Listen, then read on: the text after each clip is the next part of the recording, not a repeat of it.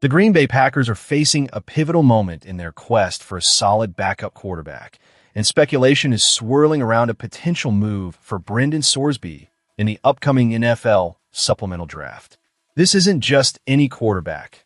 Sorsby brings a unique combination of talent and controversy, having declared for the draft after overcoming a gambling addiction that marred his college career. As the Packers look to solidify their quarterback depth behind Jordan Love, this situation is one to watch closely. Where are you watching from? And how do you feel about the Packers possibly pursuing Sorsby? Leave your thoughts in the comments below. The Packers' need for a developmental quarterback has been glaringly evident, especially given the historical investments general manager Brian Gutekunst has made in this position. Dane Brugler, a respected voice in draft analysis, recently mentioned Green Bay as a top candidate for Sorsby on a podcast, highlighting a key aspect of their drafting philosophy. The organization often looks to select quarterbacks ahead of necessity. This forward-thinking approach has served the Packers well in the past and could play a crucial role in their decision-making process this time around. Brugler pointed out that while some teams might shy away from Sorsby due to his off-field issues, the Packers could see value where others see risk. This duality of perspective is critical. The franchise has a reputation for being open to taking calculated risks, especially if they believe the upside justifies the potential downsides. In Brugler's words, there are also some interesting teams with an established starter that could maybe be a fit. A team like the Bucs or the Packers. This indicates that the Packers may be considering a strategic play that aligns with their values and needs. Adding another layer to this discussion, Robert Mays, the host of the podcast, suggested that the Packers might even be willing to part with a fourth-round pick to secure Sorsby's services. With the extra fourth-rounder acquired from the trade involving Rashawn Gary, this could be a feasible option. Mays noted, if it really only takes a fourth-round supplemental pick to do this, then that's the range you draft a backup in anyway. This sentiment resonates loudly within the fan base, as many have seen the struggle of the Packers to develop reliable backup options in recent years. The reality is stark. Green Bay is left with a significant gap at backup quarterback. While they signed veteran Tyrod Taylor, who brings experience to the roster, he's not a long-term solution at 36 years old. The previous efforts to draft promising quarterbacks like Sean Clifford and Michael Pratt have not panned out, leading to the ill-fated trade from Malik Willis, who has since left for the Miami Dolphins. The Packers' failure to draft a quarterback in 2026 after Willis's departure only compounds the issue, leaving them with a pressing need to find a capable arm to develop for the future. Sorsby's talent is undeniable.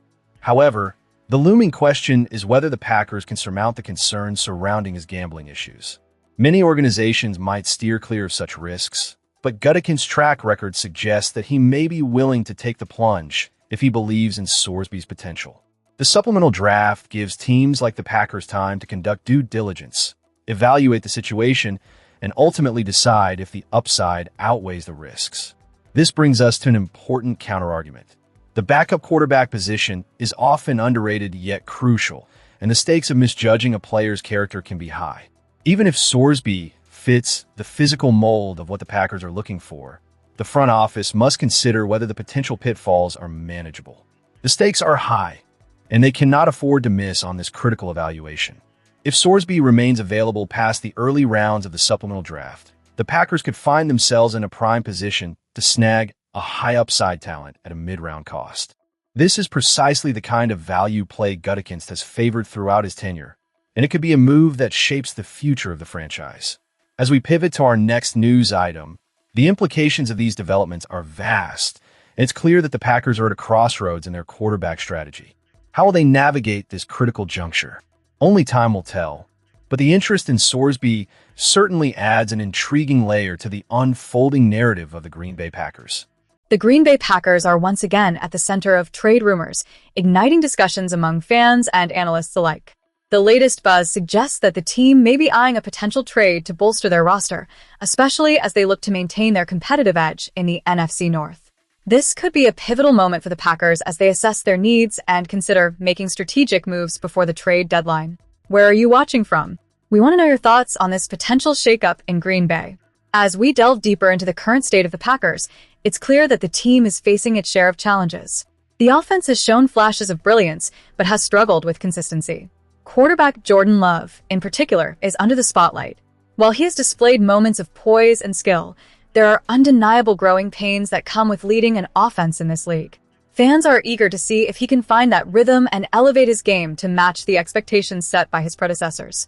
The pressure is mounting, and there's no denying that Love's performances are pivotal for the Packers' success this season. On the defensive side, the Packers have been solid but have occasionally faltered against high-powered offenses.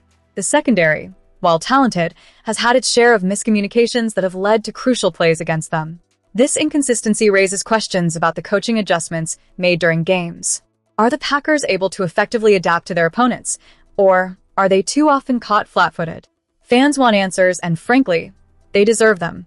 The coaching staff needs to step up and ensure that the players are prepared for every situation, especially against divisional rivals.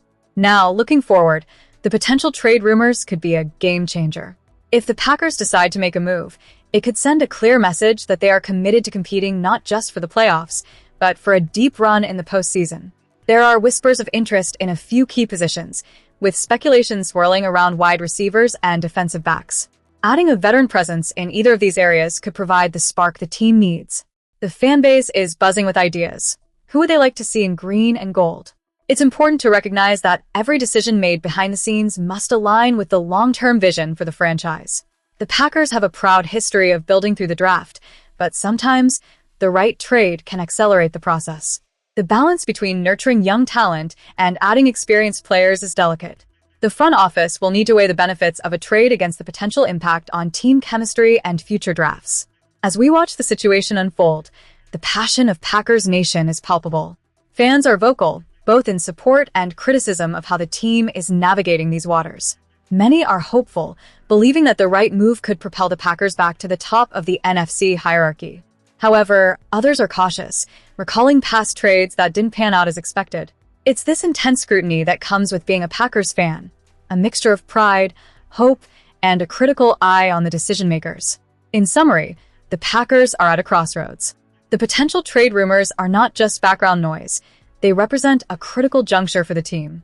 The offense needs to find its footing, the defense must solidify its approach, and the front office's decisions in the coming weeks will likely influence the trajectory of the season. As we continue to analyze the situation, we'll keep our eyes peeled for any developments that could change the game for Green Bay. Now, let's shift our focus to the next item on the agenda. What other developments are shaping the Packers season? Let's dive deep into a defining moment in Green Bay Packers history, where adversity met resilience and the heart of a champion shone through. In a remarkable display of grit and determination, the Packers orchestrated a stunning second-half comeback against the Detroit Lions, overcoming an 18-point halftime deficit to secure a 31-21 victory. The stakes were high in this Week 5 clash of the 1965 NFL season, and it's a game that would not only keep the Packers undefeated, but also reaffirm their championship aspirations. As we set the scene, it's vital to understand the context leading up to this pivotal matchup. The Packers were coming off back-to-back second-place finishes in 1963 and 1964, and the pressure was palpable. Vince Lombardi, ever the maestro, was determined to reclaim the glory of a championship. The season had started brightly for Green Bay, with a perfect 4-0 record, outscoring their opponents by an impressive margin of 111-50. However, the road to victory was fraught with challenges, particularly as injuries began to plague the roster. Heading into this critical game at Tiger Stadium, the Packers faced the daunting task of competing without two future Hall of Famers. Middle linebacker Ray Nitschke, a stalwart of the defense, was sidelined, forcing Leroy Caffey to step into the middle linebacker role and Tommy Crutcher to fill in on the outside. To add to the woes, tackle Forrest Gregg, an anchor of the offensive line, missed his first game since Lombardi took the reins in 1959, with Fuzzy Thurston stepping in to fill the gap. This was not just a game. It was a test of depth and character for the Packers. On the other side of the field, the Detroit Lions were hungry for a win. With a 3-1 record, they were nipping at the heels of the Packers and eager to establish themselves as serious contenders. The Lions had opened the season with 3 straight victories, but stumbled in Week 4 with a disheartening 31-7 loss to the Baltimore Colts. The Packers had an opportunity not only to extend their lead in the division, but to send a clear message about who was in charge of the NFC North. It was the Packers who struck first in this contest, thanks to an opportunistic interception by Tom Brown off Lions quarterback Milt Plum, setting up a 49-yard field goal by Don Chandler for a 3-0 lead. However, that lead would be short-lived. The Lions quickly answered back with a 14-yard touchdown pass from Plum to former Packers tight end Ron Kramer, flipping the momentum and silencing the Green Bay faithful. The second quarter saw further misfortune for the Packers. An interception thrown by Bart Starr was returned 36 yards for a touchdown by Wayne Rasmussen, pushing the Packers into a daunting 14-3 hole. The Lions weren't done there. A stunning 59-yard touchdown pass to wide receiver Terry Barr left the Packers reeling as they trudged into halftime staring at a 21-3 deficit. But Lombardi's magic wasn't just in his game plans. It was in his ability to inspire and galvanize his team. At halftime, he opted for a simple yet powerful approach. With no complex strategies to unveil, he reminded his players of their identity as Packers and the pride that came with it. "Stay in there, and things will work out for you," he told them. That simple message resonated, setting the stage for a dramatic turnaround. The second half began, and the Packers, invigorated and determined, started to chip away at the Lions' lead. Starr, showing the composure of a seasoned veteran, connected with wide receiver Bob Long for a 62-yard touchdown pass, narrowing the gap to 21-10. The Packers' offense began to flow, and with each play, confidence surged through the ranks.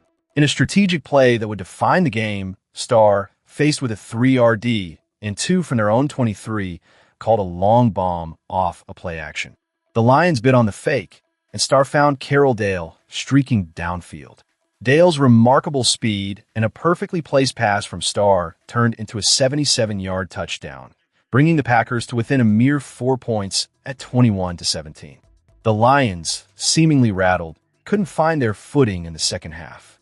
The Packers' defense, once under siege, tightened its grip and suffocated the Lions' offense, allowing them just 87 yards after halftime.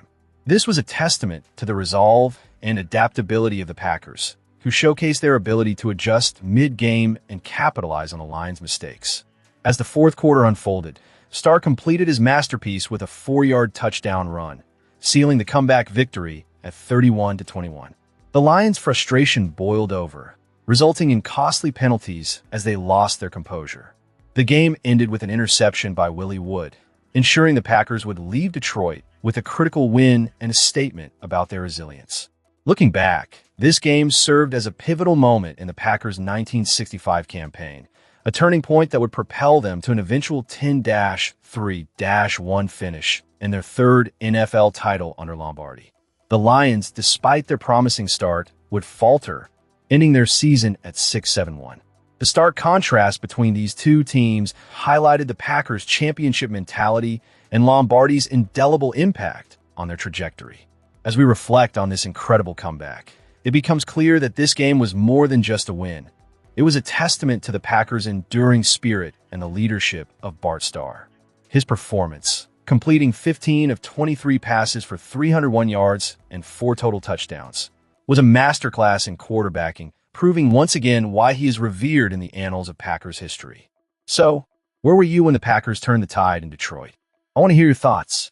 Comment below on your memories of this iconic game and where you're watching from. Don't forget to subscribe for more in-depth analyses of the Green Bay Packers. This victory would mark just the beginning of a legendary run, setting the stage for Lombardi's team to dominate the league in the years to come.